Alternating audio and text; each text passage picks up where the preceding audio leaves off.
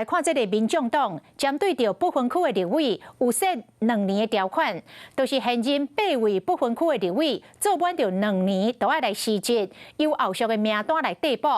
不过，民众党的秘书长周如修前一天就节目讲，这恐惊会影响到民众党里的国会战略，是不是要废除2年的条款，会进一步来讨论。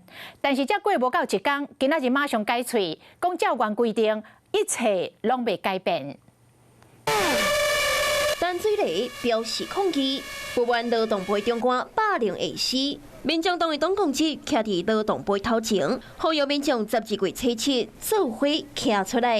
民进党政府不仅仅背弃对劳工朋友所做出来的承诺，应该要站在保护劳工权益第一线的劳动部，竟然成为了职场霸凌的加害者。为劳动部一路行到凯道头前，民众党继续听基层的民意。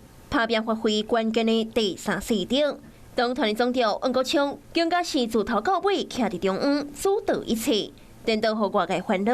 若是硬要执行不分区2党条款，可能会失去王国昌国会战略。连条款，柯主席还没有落难的时候，他有公开回应过。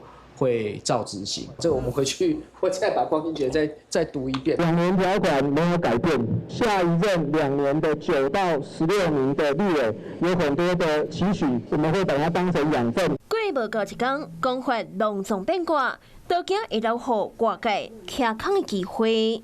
Hello， 我是蒋欣梅，想要抢先掌握最及时的新闻资讯吗？赶快订阅、按赞、开启小铃铛，锁定华视新闻 YouTube 频道。